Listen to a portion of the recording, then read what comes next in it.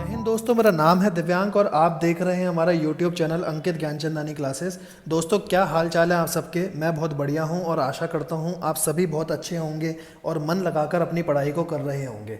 दोस्तों, आज की इस क्लास में हम क्या करेंगे, हमने पीछे बेसिक्स कॉन्सेप्ट सारे के सारे पढ़ लिए थे। आज हमारा टारगेट रहेगा क्वेश्चन नंबर 1 से लेकर के क्वेश्चन नंबर 11 तक सारे के सारे क्वेश्चंस को डील करना।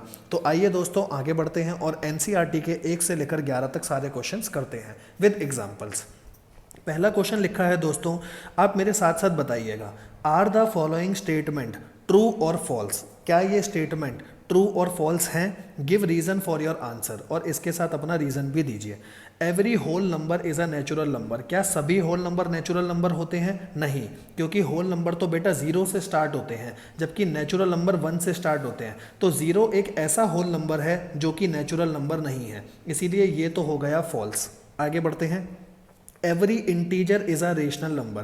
क्या सभी इंटीजर रेशनल नंबर होते हैं? हाँ जी, सभी इंटीजर मेरे रेशनल नंबर होते हैं। चाहे 2 हो, चाहे -2 हो, चाहे 3 हो, चाहे -3 हो, सबके नीचे 1 लिखा जा सकता है, इसीलिए ये सारे रेशनल नंबर होते हैं।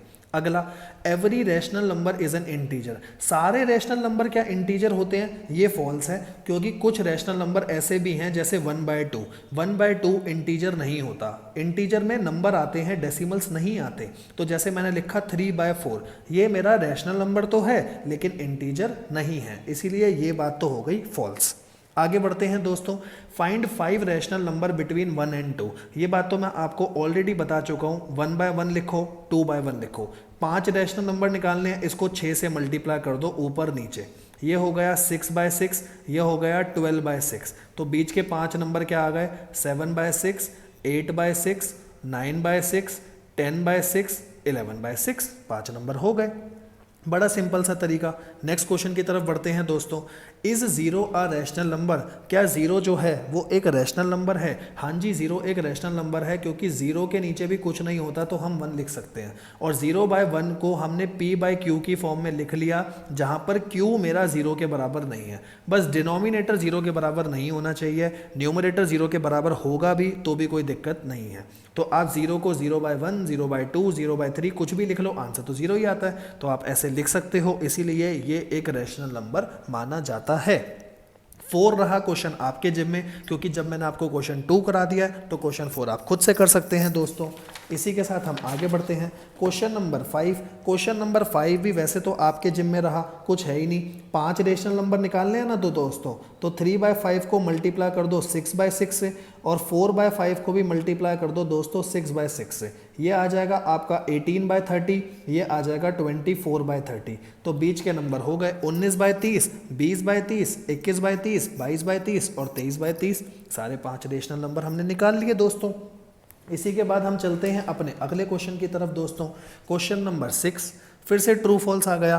पहला, क्या हर नेचुरल नंबर होल नंबर होता है? ये बात तो, अरे ये तो सेम क्वेश्चन है बिल्कुल। ये क्वेश्चन हम ऑलरेडी पहले कर चुके हैं। क्या सभी नेचुरल नंबर, बस थोड़ा सा चेंज करके दिया है, क्या सभी नेचुरल नंबर होल नंबर होते हैं? बात ट्रू है।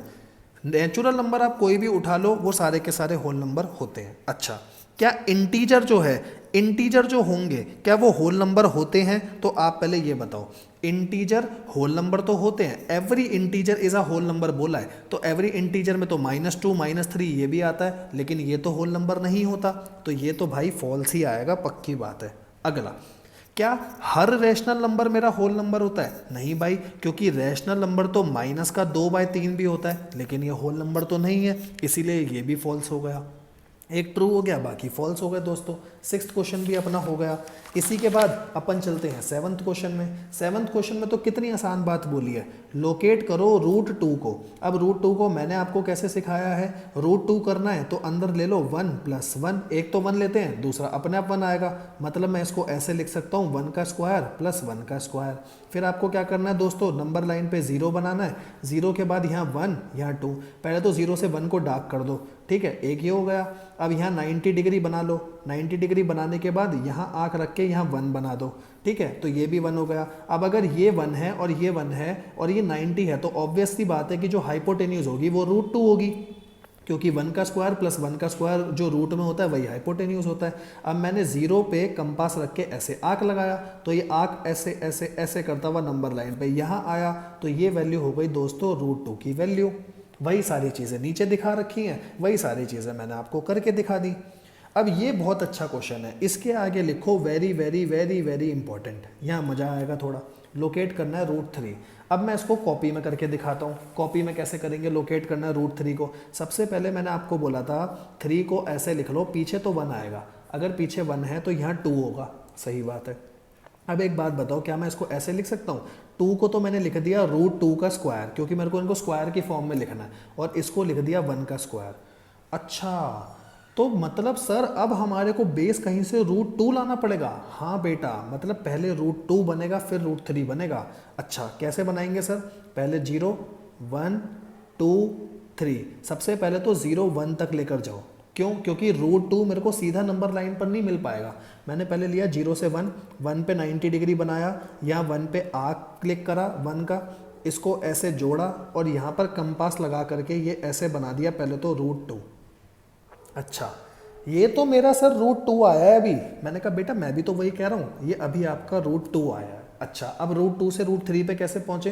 तो थोड़ा सा अपनी कॉपी को ऐसे घुमाओ, अब ये √2 है, इस पॉइंट पे दोबारा से बनाओ 90 डिग्री, ये 90 डिग्री ऐसे आ जाएगा।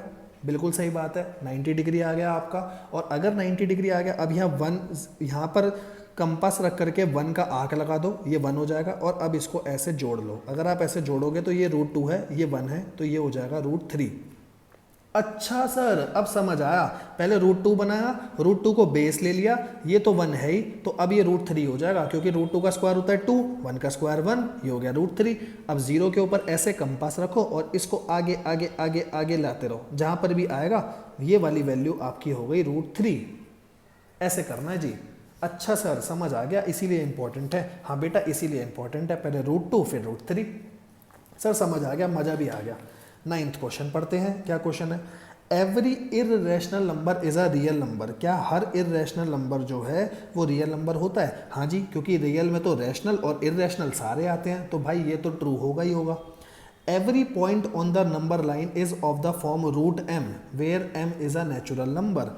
क्या हर पॉइंट ऐसा होता है जो √m की फॉर्म में हो और उसको हम बोलें? भाई ये बात तो कहीं हजम नहीं हो रही, क्योंकि कुछ पॉइंट ऐसे भी होते हैं नंबर लाइन पे जो √m की फॉर्म में तो हैं, where m is not a natural number, m मेरा नेचुरल नंबर की फॉर्म में है ही नहीं।